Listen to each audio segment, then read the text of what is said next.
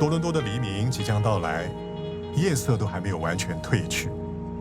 带着疲倦和困意的游客早早出发，他们是来自中国的医生，在这个时空交错、半梦半醒的清晨，他们要去完成一次圆梦之旅，探访白求恩故居。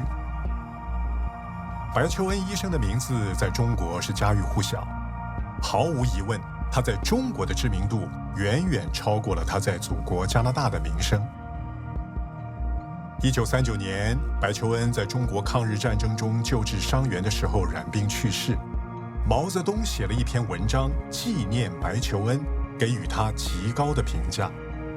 毛泽东写道：白求恩是一个高尚的人，一个纯粹的人，一个有道德的人，一个脱离了低级趣味的人，一个有益于人民的人。这篇全民诵读的文章，让一个加拿大人和他在中国的故事80多年来不断地深入人心。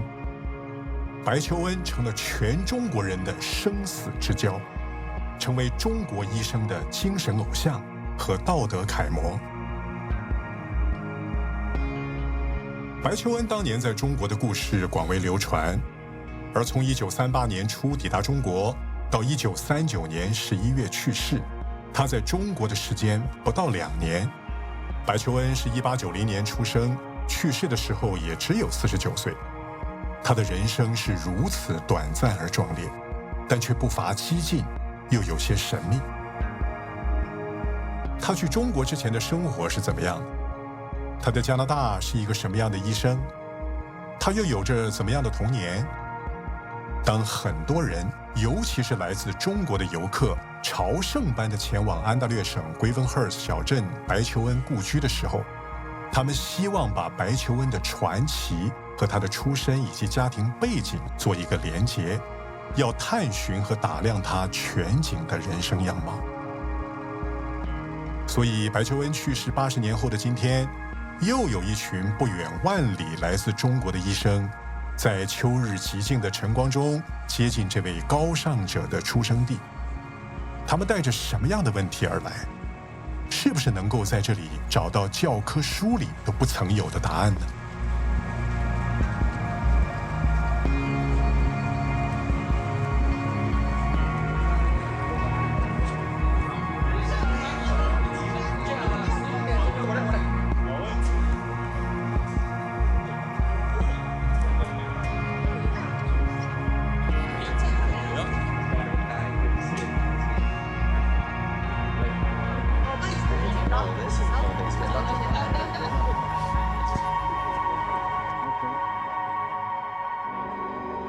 ？Welcome, 欢迎来白求恩故居.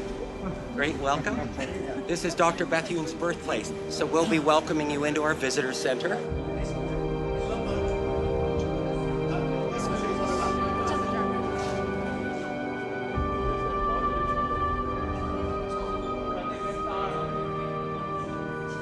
Bethune Memorial House, it's a place of pilgrimage for Chinese, whether they be from mainland China or from Toronto Chinese. It's been a site of reverence for people.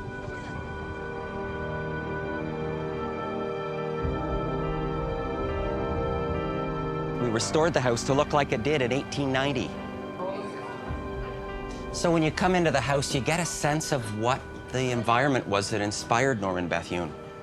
You see, he grew up in about 8 different ministers' houses. His father was a Presbyterian church minister, and you can look around and see what kinds of things influenced him to go on and do what he did, to become famous in Spain and China. So this room, for example, a parlor, was used as a church meeting place. They did fundraisers for the poor.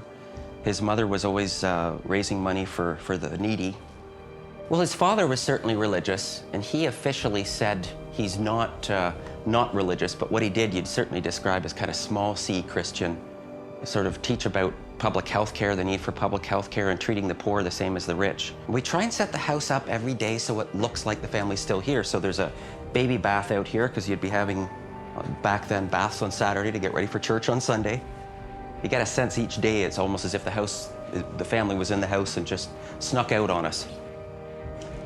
This is his father's office, so this is where they would have met to discuss things with parishioners, to prepare his sermons, to give people advice, and even kind of to give the poor help. If you were in a community like this, it was a sawmill. Poor Scottish boy, that kind of picture in the house to remind Bethune and his brother and sister to be humble and be glad with what you have. That's certainly a lesson he got. And he learned that the TB was a disease of poverty, really.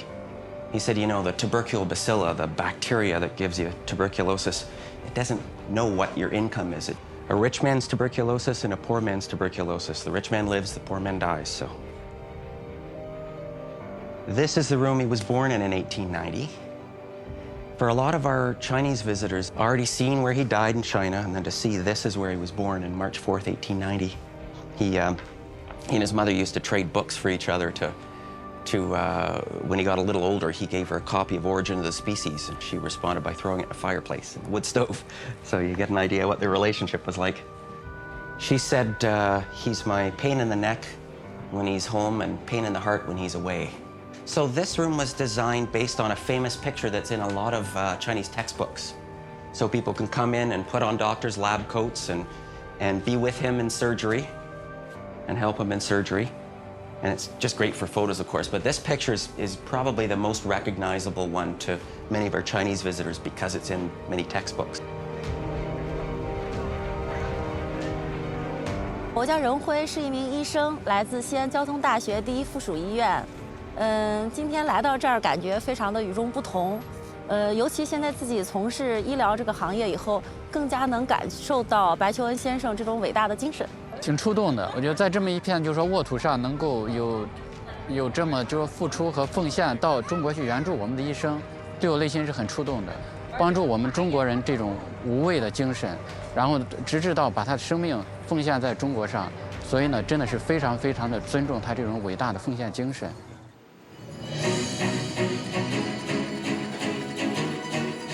In China, Dr. Bethune is a household name. Today, a Canadian Chinese doctor carries on Dr. Bethune's legacy.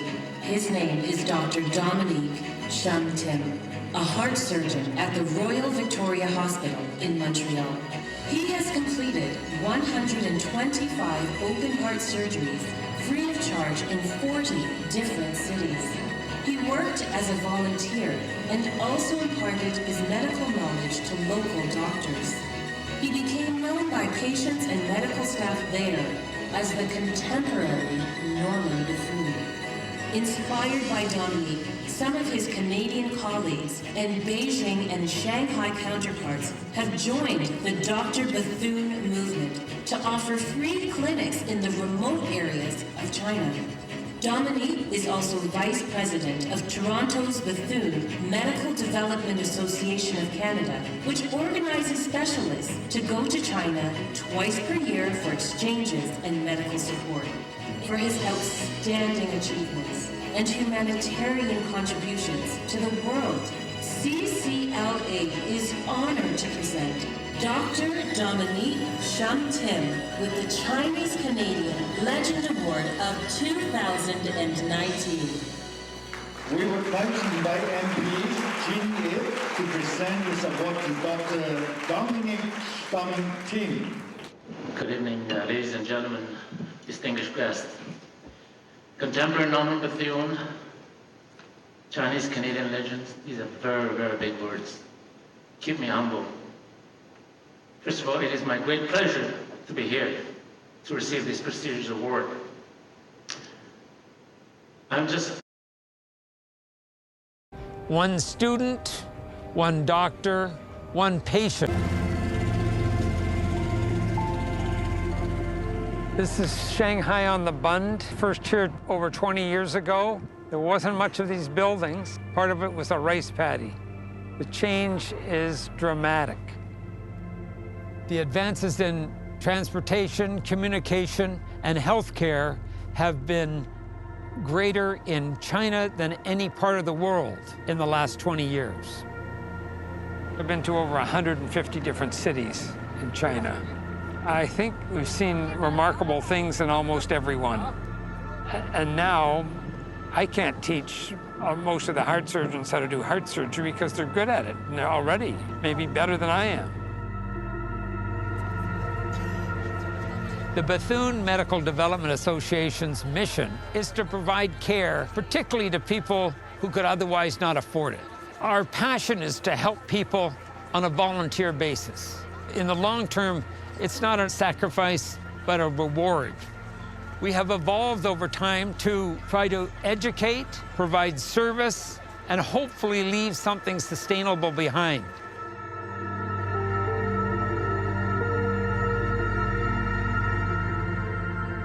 Here we are in Lanzhou, China. We're from Toronto, where I'm professor and chair of global surgery.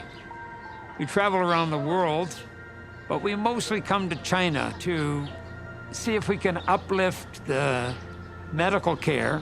But now we've expanded, so we do all types of surgery and all types of medicine. Our other mission is actually to bring Chinese doctors, young men and women, over for training in Canada.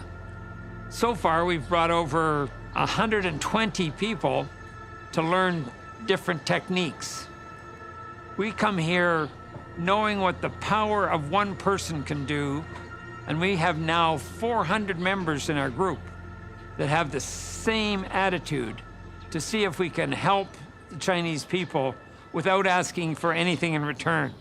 I've met a number of wonderful physicians and who I think have a tremendous amount of knowledge and care for their patients very well. And I see this exchange as an opportunity to learn from my colleagues here as much as I'm learning, as much as they may learn from me.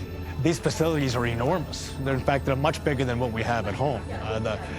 The beds, the number of beds on this ward is probably about 10 times bigger than what I see at home, right? And this is just the urology room or the urology ward, so very impressive. This is the shoe dispenser. In a controlled surgical environment, you need to have dedicated footwear. I'm getting picked today. This is great. That's great. Thank you. I will. Where do we change? This is way better than we have at home.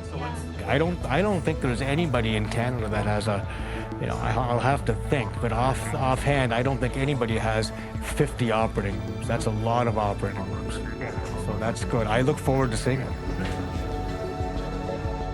I'm Rajiv Singhal. I'm a urologist. I'm a urologic surgeon at the Michael Garron Hospital in Toronto. I'm in the Department of Surgery, and I'm here in China as part of the group of the Bethune Medical Development Association of Canada, working with our Chinese colleagues. I find tremendous satisfaction and great reward in coming and working overseas, whether it be here in China or other parts of the world that I've gone to. I'm often telling others that I think it makes me a more patient, more thoughtful doctor when I go back home. I think we come to appreciate our own healthcare environment. I think you don't sometimes fully appreciate what we have back home. So good health, access to decent healthcare, safe healthcare, I think is a fundamental human right. I believe that. I believe that very much to my core. I think it should be available to everybody. I think that that is an important priority.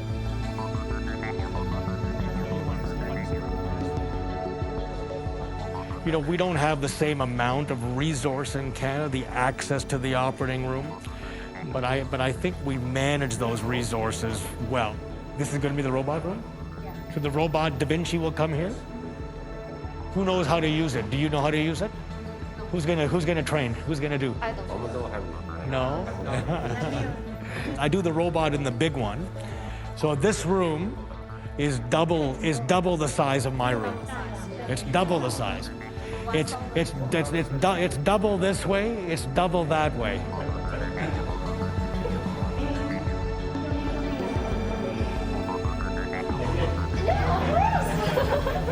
I like to show my baby to everyone.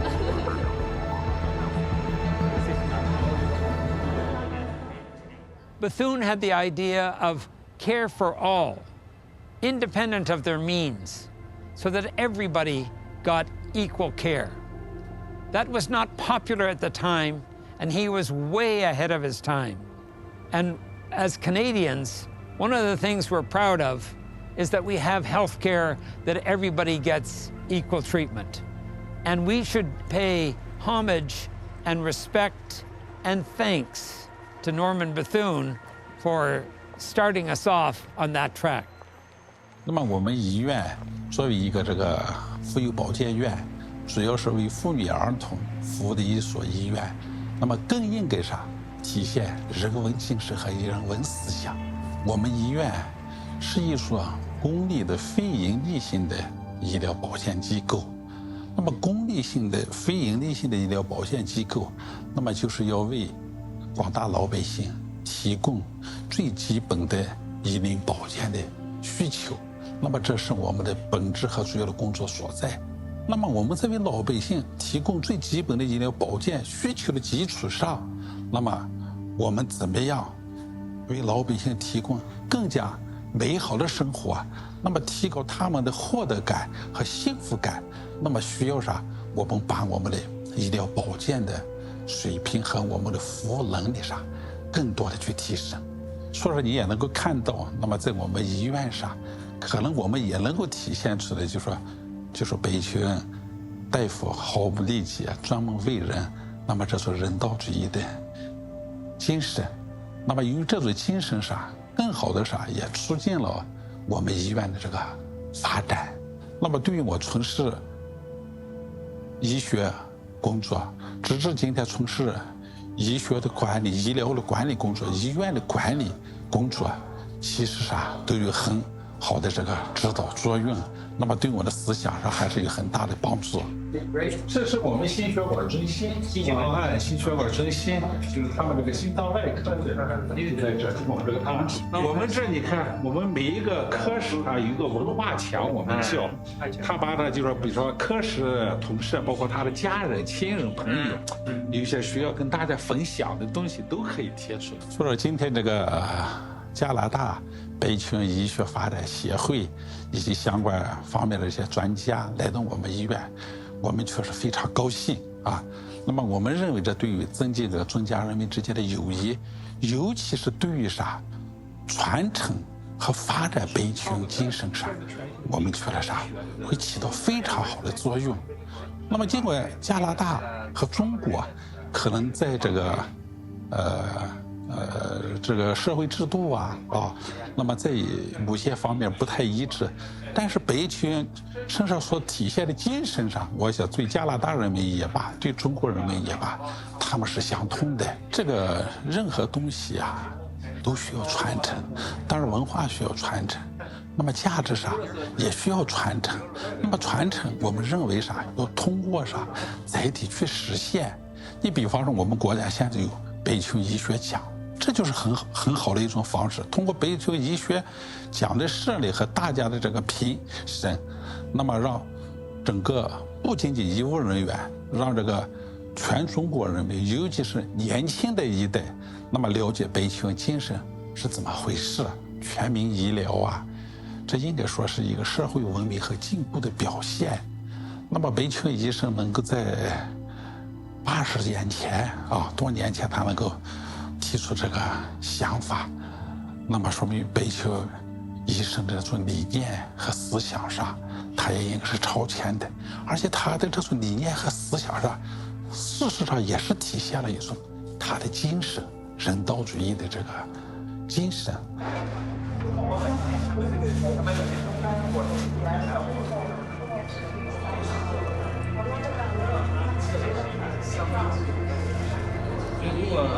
6,000 patients daily. We treated almost 2 million patients last year.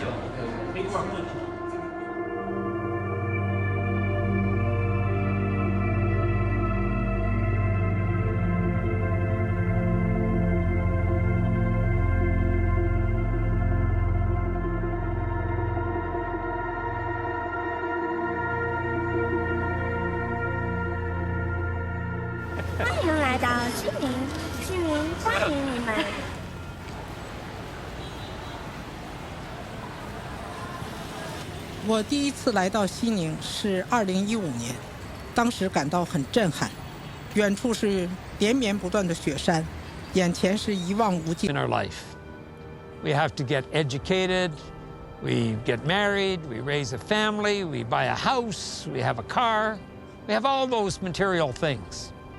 And when we're 20, we look way up to that top of that mountain and say, I'll be so happy when I get there. But a lot of us, we actually exceed what we planned, and we get there and we say, is that all there is? Is this all there is, that I'm going to be happy? So there is a second mountain.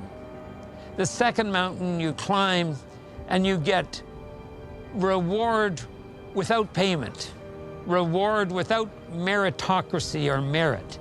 You get the reward, your own self-satisfaction, by actually contributing to people's lives without expecting anything in return.